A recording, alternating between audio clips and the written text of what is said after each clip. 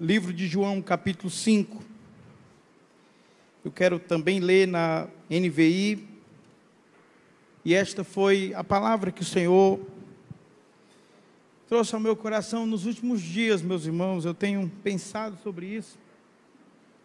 Nós temos trabalhado com foco nesse ano que Deus trouxe ao coração do pastor e foi apresentado já desde o ano passado à liderança de pastores da igreja, e temos uma jornada prevista com os pastores. O pastor tem impulsionado esse movimento de autocuidado junto aos nossos pastores da igreja, esse cuidado de si, do rebanho, e esse ambiente que também nós estimulamos os irmãos a pensar a vida, a realidade da vida, como exigindo de nós responsabilidades. Há algo que eu posso fazer e eu devo fazer. Deus espera que eu faça. E eu tenho pensado sobre isso. E eu queria lançar isso em forma de pergunta. O que você está realmente disposto a fazer por aquilo que você realmente necessita? O quanto você está disposto a pagar por isso? Você tem noção do que é a vida que você deseja, do quanto ela exige de você? Às vezes a gente quer muito uma coisa e não tem noção de que aquilo também traz responsabilidade sobre nós.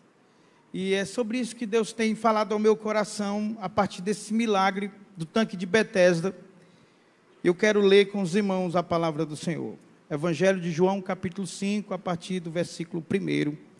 A palavra de Deus diz assim: Algum tempo depois, subiu Jesus a Jerusalém para uma festa dos judeus. Há em Jerusalém, perto da porta das ovelhas, um tanque que em aramaico é chamado Betesda, tendo 5 entradas em volta.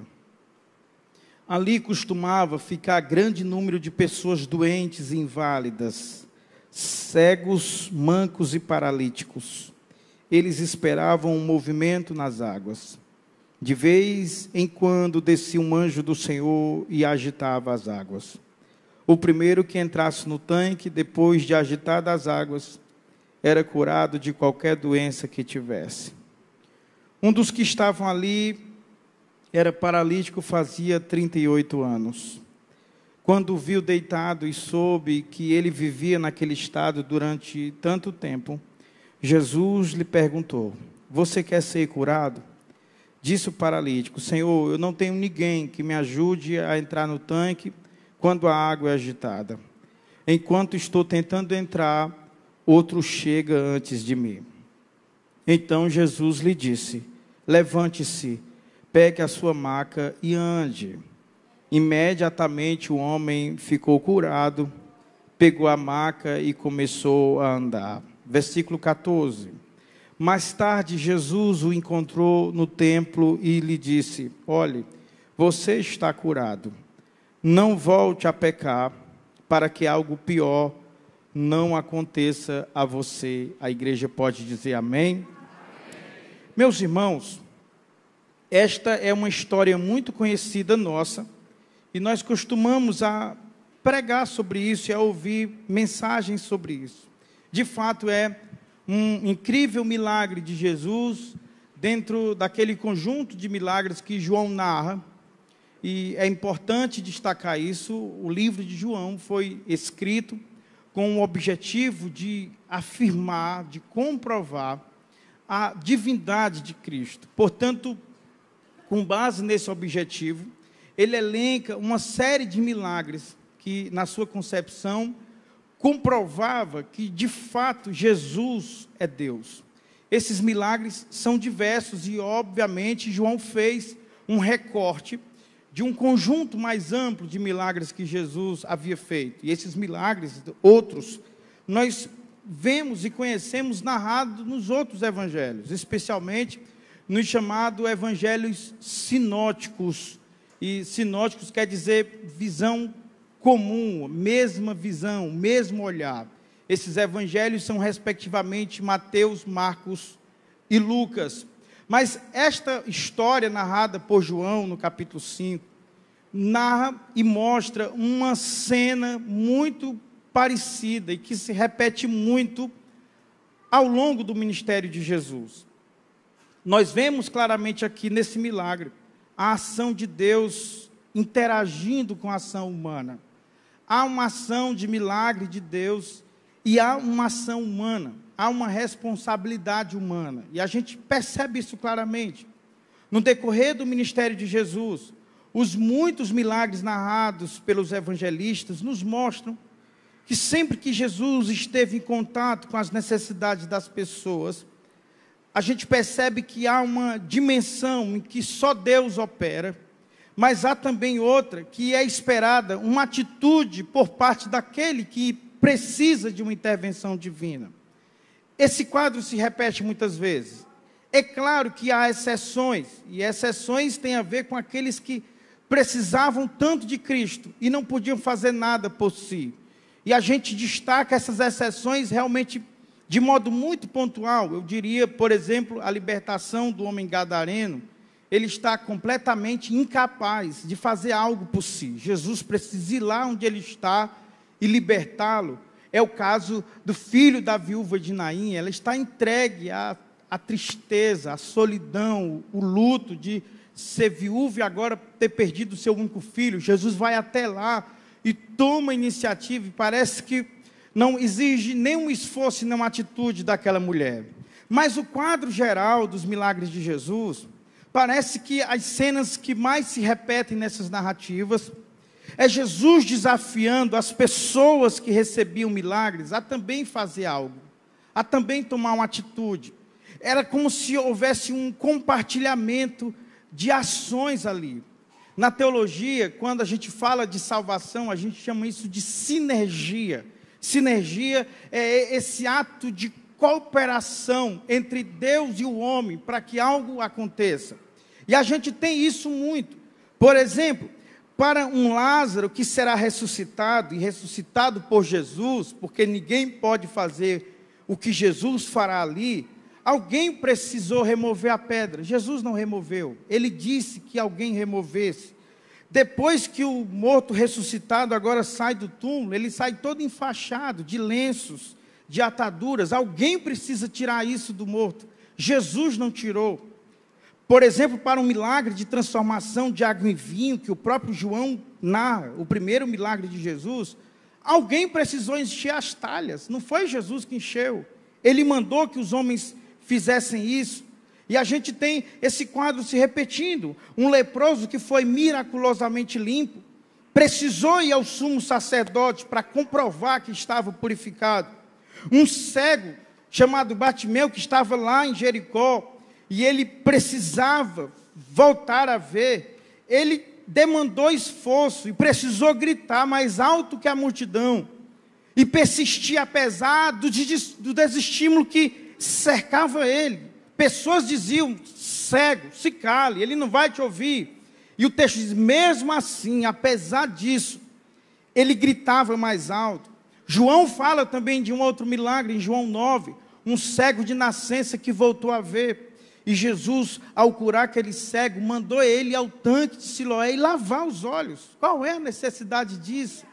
A gente percebe um outro paralítico, também narrado pelos evangelistas, que sem conseguir chegar até Jesus, porque Jesus estava numa casa, e essa casa estava muito cheia de pessoas, aquele homem não tinha como chegar. Amigos, literalmente descobre o telhado e coloca aquele homem por cima, e ele cai aonde Jesus estava para enfim ser curado e perdoado. Eu estou citando várias cenas e poderia ficar aqui pelo menos até 11 horas, contando os diversos milagres de Jesus e como cada um deles tem esse quadro, esta cena de uma interação da ação de Deus, sobrenatural de Deus, e da ação nossa, dessa ação nossa de cooperar com Deus. E eu tenho, meus irmãos, uma palavra sobre isso, e talvez essa seja a mensagem que Deus tem mais trazido ao meu coração para esse começo de ano. Quem sabe isso possa fazer você a repensar a sua própria vida nesse ano. Às vezes a gente está tão acomodado, esperando que as coisas aconteçam do nada. E a gente não está fazendo nenhum esforço por aquilo. E às vezes nós ficamos indignados porque não saiu como nós desejávamos. E aí a pergunta e a história que está diante de nós, ela nos desafia. O que você tem feito? O que você está disposto a fazer? É interessante que essa ação de cooperação, essa sinergia, né, esse esforço comum, essa energia comum de Deus e o homem, está presente desde o ato criacional de Deus, desde os mandatos criacionais. Deus estabeleceu mandatos para o ser humano lá no Éden, quando fez Adão e Eva. O mandato espiritual de cultivar comunhão com Ele, aquelas visitas todas as tardes no jardim. O mandato social de zelar pela esposa, de frutificar, de povoar a terra. Isso era do ser humano. O mandato cultural, que a gente chama o mandato cósmico, de cuidar da natureza, de cuidar do jardim. Deus responsabiliza o ser humano. Ele não faz tudo. Depois de criar tudo, Ele diz, olha, aqui tem um jardim, então você cuida. Essas plantas precisam ser regadas, precisam ser podadas. Você precisa cuidar da sua família, você precisa trabalhar, porque a comida que vem para a sua mesa, ela virá como um produto do seu suor, do seu esforço. Você não vai sentar na mesa e magicamente o prato está lá. Não, você tem que trabalhar. Vocês vão precisar cultivar a lavoura para que produza frutos para vocês e para o deleite da família de vocês. Vocês vão precisar cuidar dos filhos de vocês, protegê-los, ser bom pai, ser boa mãe. Isso Deus não faz, é você que faz. É você que tem que fazer, porque Deus disse que isso cabe a você fazer. Então, quando eu falo, meus irmãos, de autorresponsabilidade, aqui eu quero trazer um conceito que está posto no telão para os irmãos. Eu me refiro à ação graciosa de Deus em outorgar ao ser humano a plena faculdade de pensar, discernir e decidir, ao passo que esse mesmo Deus responsabiliza esse ser humano pelas suas escolhas, ações e omissões. O que é autorresponsabilidade? A autorresponsabilidade, na Bíblia, é a ação graciosa de Deus em outorgar ao ser humano a plena faculdade. Você tem essa plena faculdade de pensar, de discernir e de decidir. Mas o mesmo Deus que te dá a faculdade de pensar, de discernir e de decidir, Ele também responsabiliza você pelo que você decide, pelo que você faz e pelo que você deixa de fazer. É muito importante isso, porque o pecado corrompeu isso, gente. O pecado afetou isso. Ele afetou a nossa capacidade de corresponder às expectativas de Deus quanto à autorresponsabilidade. E ele corrompeu e afetou basicamente de duas formas. Primeiro, porque nós, a partir da queda, passamos a tentar assumir nossa própria vida e sermos senhor do nosso destino. Essa é a proposta maligna da serpente para Eva e Adão. Comer do fruto, ser semelhante a Deus e agora ter a independência de viver suas próprias vidas ao seu modo, à sua maneira. E essa tem sido a imagem que retrata uma humanidade caída. Homens e mulheres tentando viver suas vidas do seu jeito, à sua maneira, construindo seu próprio projeto de vida, seus próprios sonhos, suas próprias idealizações. Mas o que é pior, esta mesma queda que afeta o homem, faz o homem agora reivindicar uma independência descabida, faz, por outro lado, agora esse homem se recusar a assumir as responsabilidades das suas próprias ações. Isso é a cara do mundo caído. As pessoas querem viver do jeito que bem querem, mas não querem pagar a conta pelo jeito que vivem. Não é assim? O ser humano caído é exatamente assim. Quando Deus tem aquele momento de prestação de conta com Adão e Eva, está ali o retrato, gente. Eles escolheram comer do fruto para ser semelhante a Deus, mas agora sequer arcam com a responsabilidade de ter feito o que fizeram. Quando Deus olha para Adão e diz, por que você fez isso? Ele diz, eu não, a mulher que tu me deste, ela comeu e deu para mim e eu comi. Aí Deus vira os olhos para Eva, e você? Por que você fez isso? Eu não.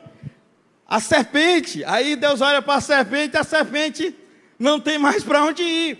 Mas esse retrato, ele existe. As pessoas querem desfrutar de uma liberdade pecaminosa, licenciosa, viverem do jeito que elas bem desejam e imaginam, Mas elas não querem pagar a conta por isso. Elas não querem arcar com as consequências disso. Elas não querem os danos causados pela sua própria vida. Não é isso, gente. A crise ética que está no nosso tempo, as discussões que envolvem aborto, que envolvem droga, que envolvem os mais importantes temas éticos, todos eles, via de regra, tocam o problema da autorresponsabilidade. As pessoas querem viver segundo seus próprios deleites, suas próprias idealizações, seus próprios desejos, suas próprias inclinações, mas não querem assumir as implicações daquilo que fazem. E é por isso que a gente está hoje aqui, para ser lembrado. Deus te deu capacidade de pensar, de discernir e de decidir. Mas Ele responsabiliza você pelo que você escolhe, pelo que você faz e pelo que você deixa de fazer. Esse é o quadro da forma que Deus se relaciona com o ser humano. E aí nós somos apresentados na Bíblia a múltiplas dimensões dessa autorresponsabilidade. A primeira delas é a dimensão espiritual. Nós somos espiritualmente responsáveis pela nossa própria vida e nosso desenvolvimento espiritual. Por exemplo, Deus não ora por você. Deus não vai fazer coisas que só você faz. A Bíblia nos exorta a orar, nos exorta a vida de piedade. A Bíblia nos exorta às disciplinas espirituais, do jejum, da meditação, da leitura da palavra. O cultivo da comunhão com Deus é algo que só você pode fazer. E se você não tem a disposição e a disciplina de fazer isso, você não terá alguém que faça no seu lugar. Existe a dimensão pessoal. A dimensão pessoal tem a ver com o autocuidado, com a mordomia da própria vida, do corpo, da saúde. Ora, se você não cuidar da sua vida, quem é que vai cuidar? Se você é uma pessoa adulta, faz o que quer, como que quer, dorme a hora que quer, acorda a hora que quer. Se você não for uma pessoa responsável por si mesmo, você vai se matar. Você vai se precipitar em doenças e em processos de deterioração. E é assim que muita gente vive. Está se matando aos poucos, às vezes pela boca, às vezes pela indisciplina de fazer o que não devia, comer o que não podia, em horas que não devia comer, não toma um remédio na hora que devia tomar, não faz a atividade física que deveria fazer. Ora, ninguém faz no seu lugar. Se você não se cuida para durante o dia fazer aquela caminhada santa, que o médico já está constrangido em lembrar você do quanto é importante, ninguém fará por você. Qualquer outra pessoa fazendo só traz benefício a ela. Existe uma dimensão pessoal de cuidado que ela é absolutamente intransferível. E se você não assumir ela, você vai sofrer e fazer outras pessoas sofrer. Porque o problema das nossas escolhas, das nossas ações e omissões, é que nós não habitamos só. E aqui vem a terceira responsabilidade, que é a responsabilidade social. Nós sofremos, fazemos esposas sofrer, fazemos filhos sofrer, fazemos pais sofrer. As nossas atitudes nunca nos isolam numa ilha, como se o sofrimento ficasse recluso a gente.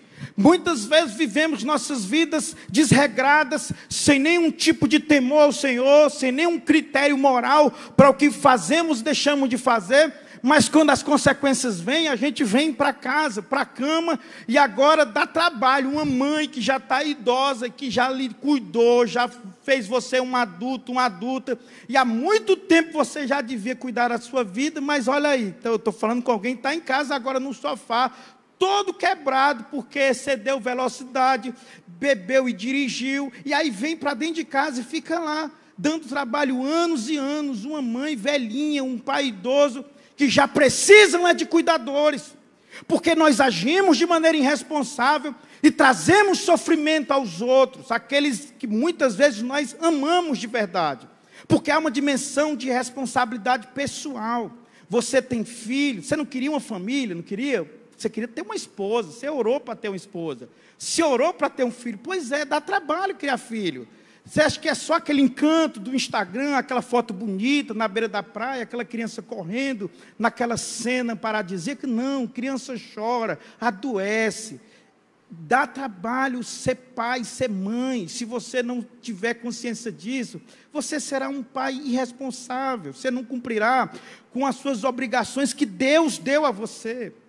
Você é um esposo, é uma esposa, queria uma família, meu filho. Você queria casar, minha irmã? Pois é, ser esposa tem toda uma implicação que agora muda por completo a sua vida. Aquela vida, de repente, mais livre, mais tranquila, de moça solteira, de ir para onde queria, voltar quando quisesse, viajar para... Não, você agora é casada, você tem uma família, você tem agora relações que estão imbricadas com o outro, com a vontade do outro, portanto, há uma sinergia nessa ação de cooperação de dois que habitam no espaço comum.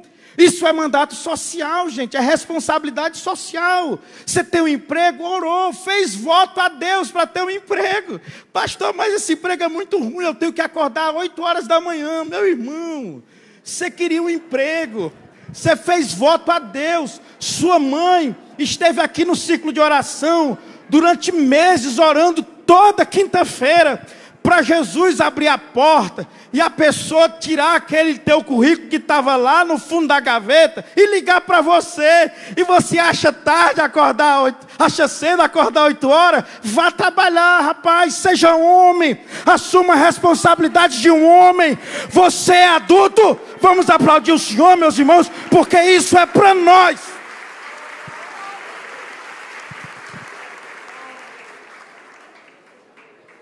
Responsabilidade social, meus irmãos.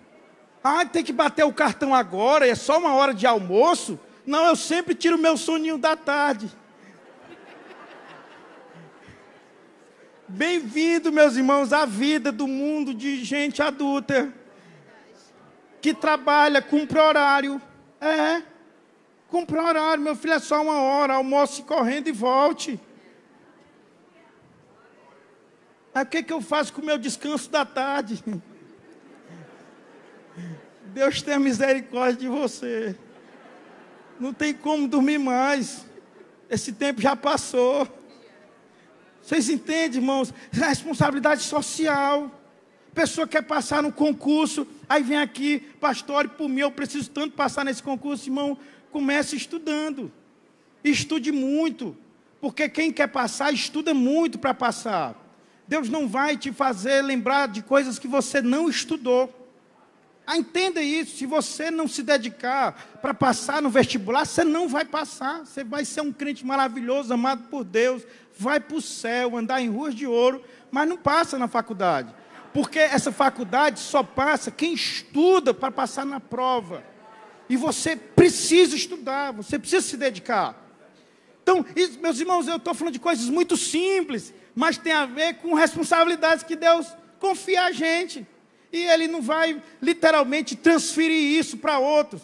Aí tem a responsabilidade cósmica, que também é um mandato do Senhor, é uma dimensão importante, o cuidado com o mundo, com a natureza, com o meio ambiente. Gente, isso não é brincadeira. Nós temos o dever de cuidar da nossa casa, desse grande mundo que foi confiado a nós como mordomos do Senhor, como bons jardineiros. E se cuidamos mal, isso se reproduz, gente, em enchentes, em calor intenso, todos os problemas que a gente já conhece.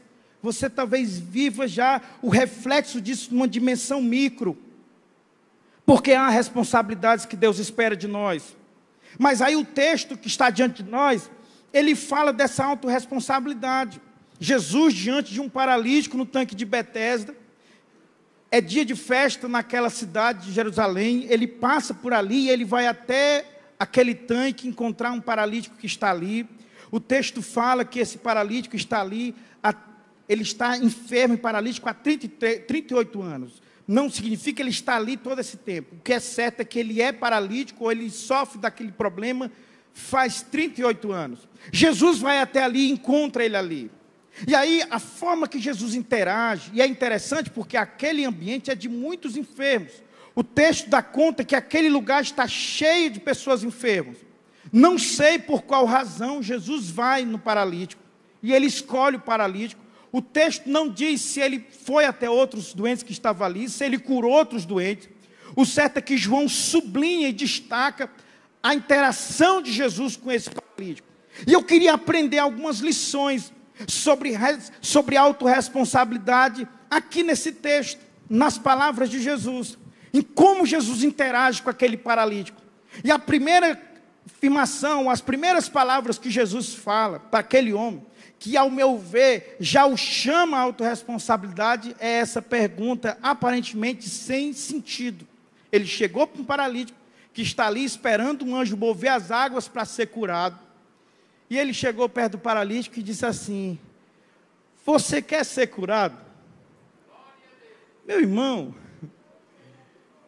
ainda bem que esse homem não é mal criado, porque essa não é uma pergunta adequada para quem está ali justamente querendo ser curado.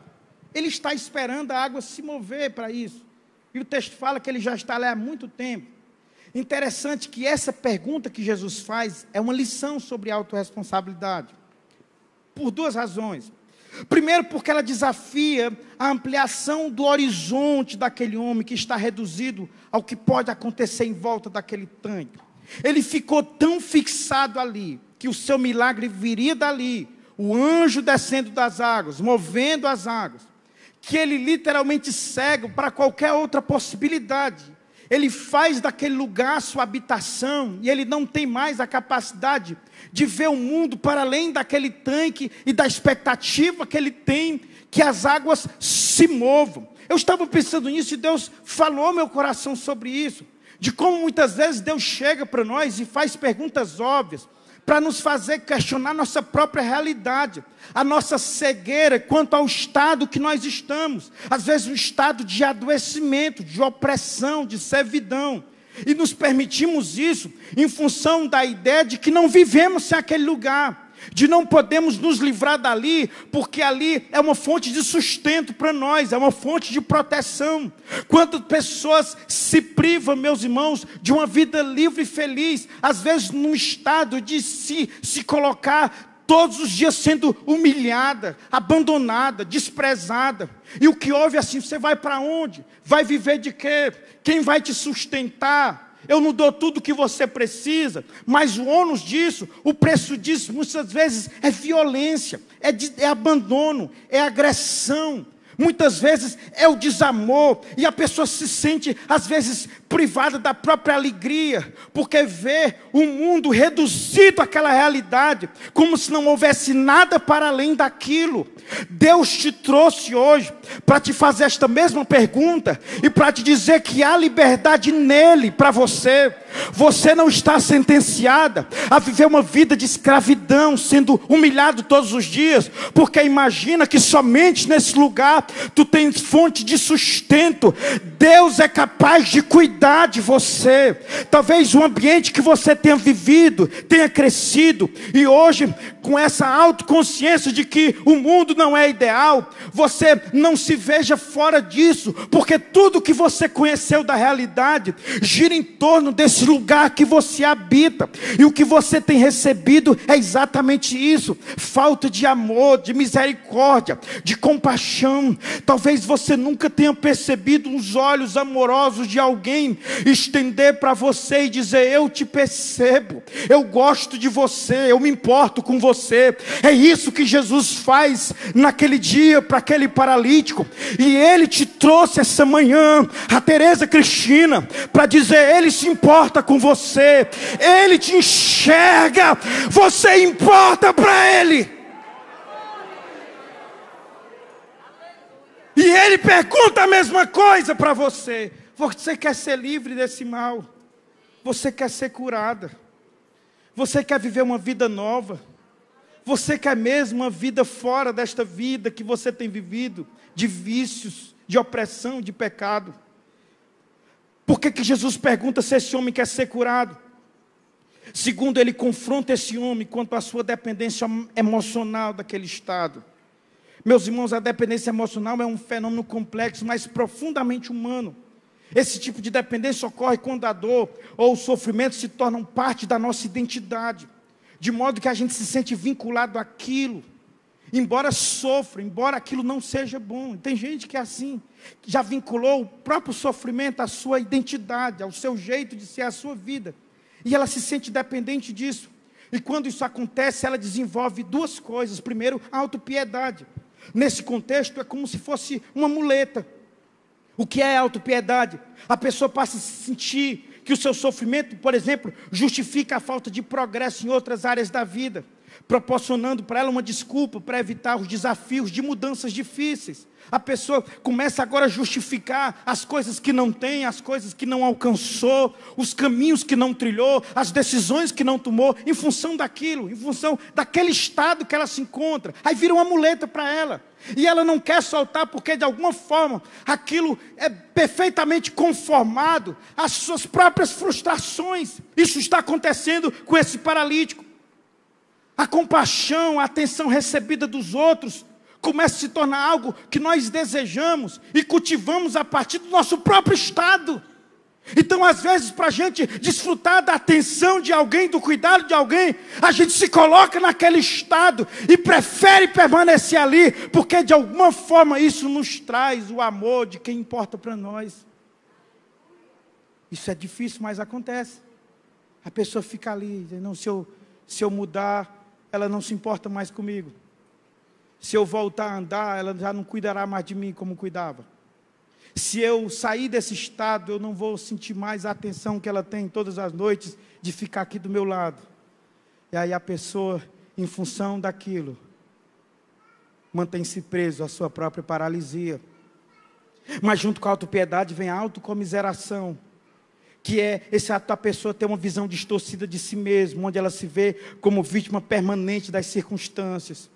E essa mentalidade, ela pode, paradoxalmente, oferecer uma sensação de controle, porque o sofrimento é inevitável, não há necessidade de enfrentar o medo do desconhecido, a possibilidade de fracassar, e a pessoa fica ali se sentindo pena de si mesma, dizendo, não, eu sou assim, eu não vou fazer nada por isso, porque eu sei que não vai dar certo, e eu sofro menos, agindo e vivendo dessa forma. Tem gente assim, que está paralisada num mundo de dor e de sofrimento, e fica ali sentindo pena de si, se sentindo uma pessoa absolutamente privada da graça e da bondade de Deus, aceitando a própria condição. E Deus te trouxe aqui esta manhã para dizer, não, você pode mudar, você pode ter uma vida diferente. É por isso que Ele te pergunta, você quer ser curado? Você quer ser livre desse mal? Você quer se libertar dessa situação que você vive? Sabe, isso terá um custo. E esse custo, ele aparece nas segundas palavras que Jesus diz, levante-se, pegue sua maca e ande. Porque é interessante, quando Jesus pergunta, você quer ser curado? O paralítico não responde, eu quero ser curado. Ele diz assim, eu não tenho ninguém que me coloque no tanque. Perceba o condicionamento desse homem de pensar que a única possibilidade de mudança tem a ver com o tanque e com o mover das águas. E Jesus está dizendo, não, você não precisa do anjo do tanque. Está aqui quem é poderoso para arrancar você dessa paralisia. Levante a sua mão para adorar aquele que te vê, aquele que te visita esta manhã. Você não precisa mais se sentir humilhado todos os dias. Aquelas palavras opressoras que te traz à mente aquela chantagem reiterada. Quem vai pagar tuas contas? Quem vai cuidar de você? Você não será feliz longe daqui, longe da minha casa, longe desse lugar que você convive. Isso, se for opressão, se for dor, se for sofrimento, Jesus diz, tem uma vida para além dessa. Tem uma vida para além desse tanque. Tem vida para além desse tanque. Está aqui quem não precisa mover as águas. Eu sou Jesus, eu te vejo. Eu te contemplo, eu te saro. Eu te curo. Eu mudo a tua vida, eu mudo tua história. Eu mudo o teu destino. Você não terminará os seus dias assim, atrofinhado, definhando, amargurado, abandonado, cheio de mágoa e ressentimento. Há um caminho de cura, há um ano para se viver, em que os horizontes se abrem para além dessa visão reducionista que o sofrimento te causou. Deus está falando com alguém aqui esta manhã, meus irmãos. E aí, quando ele olha para aquele paralítico, e o paralítico diz, eu não tenho ninguém que me coloque no tanque. Jesus olha para ele e diz, pois se levante, pegue sua maca e ande. Quer ver mais autorresponsabilidade que isso? Você não quer ser curado, não quer? Por agora você vai ter que se levantar, pegar sua maca e andar. É porque tem gente que quer ser curado, mas quer ficar deitado, sendo levado pelos outros, não é não? Já viu esses? Que quer receber o milagre, mas quer continuar sendo dependente. Quer continuar privando da liberdade de arcar com a sua própria vida, com a própria responsabilidade que tem. E Jesus diz, meu filho, você quer ser curado? Pois faça o seguinte, se levante. Existe uma responsabilidade de não ser mais dependente. Você não queria ser independente? Pois tem responsabilidade agora. Ninguém anda por você, ninguém leva essa maca por você, ninguém se levanta por você.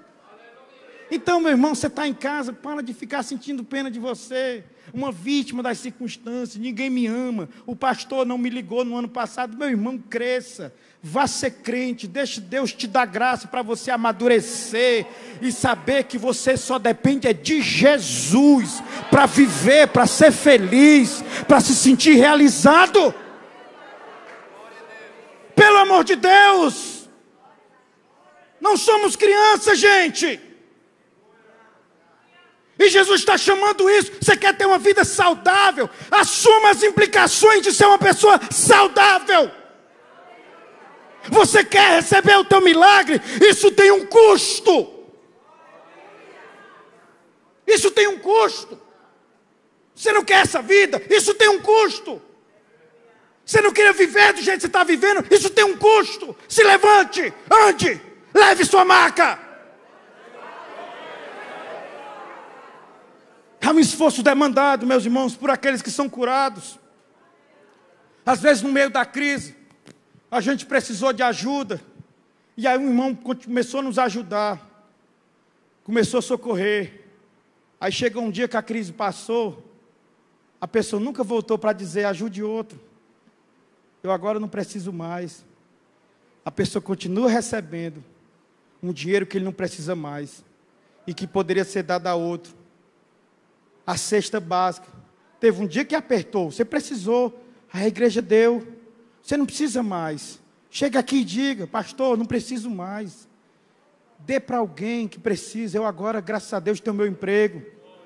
Mas tem gente que se acostuma a viver essa vida, gente. Já não vive mais naquela situação, mas continua ali dependente. Mente nos relatórios do governo para continuar recebendo benefícios que você nem precisa. Sabe, falsidade ideológica, finge uma renda que não tem, dependências de pessoas na casa que não existe, para ficar recebendo um trocado, você não precisa, você tem um emprego, você tem um salário, você podia cuidar da sua família com o que você recebe. Meu irmão, pelo amor de Deus, é hora de assumir as coisas. Você quer ser curado? Pegue sua maca, se levante e ande. Estou terminando esta palavra, meus irmãos. O homem foi curado, se mandou, foi-se embora, correndo de feliz, com a maca debaixo do braço. Era era uma cama de palha. Amarrou aqui, dobrou, botou no braço e foi-se embora. Aí Jesus encontra ele lá na frente. Aí Jesus diz uma terceira coisa sobre autorresponsabilidade. Jesus encontrou ele. Ei, vem cá, você está alegre, né? Vem aqui. Vá e nunca mais volte a pecar, para que uma coisa pior não te aconteça. Quer ver maior responsabilidade do que isso?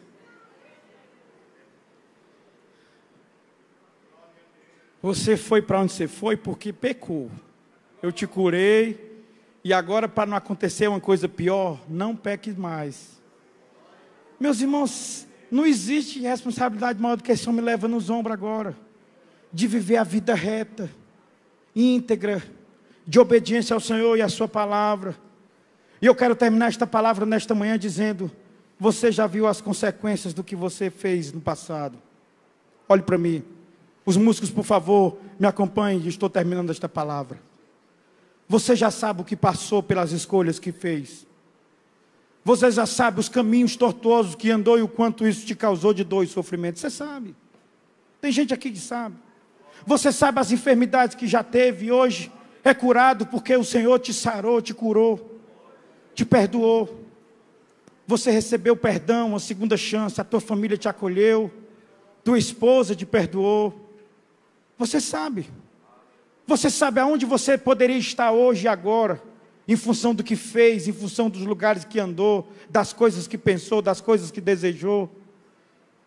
Mas Deus te deu uma chance. Fique de pé nesta manhã, eu quero orar com você para terminar esta palavra. Deus te deu uma chance. Deus te deu uma chance e Ele te deu a capacidade de recomeçar. Ele te deu a capacidade de viver uma história nova. E antes de devolver o microfone ao pastor, eu quero orar por você nesta manhã. Porque talvez você esteja aqui precisando viver uma nova história. Quem sabe sofrendo consequências de coisas que você sabe que não devia ter feito. Mas Jesus te vê e Ele diz: eu te vejo. Você quer mudar? Vem aqui à frente agora, eu quero orar por você. Eu sei que isso exige um ato de fé e de coragem sua, de dizer: eu preciso, Deus. Eu tenho uma parte que eu tenho que fazer e eu quero fazer, me ajuda. Vem agora em nome de Jesus. Talvez tudo que você precise hoje é ter coragem de fazer o que você tem que fazer, que precisa fazer. E quem sabe o sofrimento também espoliou você de força, de coragem, de dignidade. E Deus está dizendo: eu te restituo, para você viver a vida que eu tenho para você viver. Vem agora em nome de Jesus. Talvez você se sinta sendo arrastado de novo para um mundo que você não quer mais viver. E isso significa luta, resistência. Mas tem hora que tua força está faltando e você quer sobreviver. Aqui está quem te fortalece, quem te anima, quem te sustenta pelos braços. Venha, venha agora, em nome de Jesus, venha. Venha, venha, venha. Você não vai perecer de novo. É a palavra de Deus para você. Você não vai perecer de novo. Aquele que te curou, Ele cuidará de você. Aquele que te curou, Ele te sustentará. Aquele que te curou, Ele manterá você de pé. Receba esta palavra. Eu quero orar por você e pela sua casa. Venha, em nome de Jesus. Vamos orar por estas pessoas que estão chegando aqui à frente. Se você ainda quer vir, venha, venha correndo. Pastor, eu preciso, eu não sei como fazer, mas eu preciso. Que Deus te ajude, meu irmão. Que Deus te ajude. Que Deus te ajude. Senhor Deus dos céus, aqui estão meus irmãos na frente. Talvez alguém esteja aqui te confessando como Senhor e Salvador, pedindo perdão pelos seus pecados. Deus, Tu não despedaças a cana quebrada. Tu não apagas o pavio fumegante, Senhor. Tuas misericórdias não têm fim. Elas se renovam a cada manhã, Senhor. Eu oro por estes irmãos agora. Que aqui o poder gracioso de Deus se estenda, Senhor. E assim como Betesda, Deus, eles encontrem misericórdia, Deus, em Ti. Na Tua atenção, no Teu olhar, Deus, no Teu cuidado para com eles. Olhe para eles. Olhe para a Tua igreja esta noite. Que a Tua palavra, Senhor, fique dentro do nosso coração. E seja, Senhor, como uma luz que acenda no nosso ser. Ah, Deus, uma disposição de viver, de enfrentar nossas lutas, de trabalhar, de cuidar da nossa casa, de cuidar da nossa saúde. Eu te agradeço por este momento, no nome de Jesus. No nome de Jesus. A igreja diga amém. A igreja pode aplaudir Jesus. Que Deus abençoe.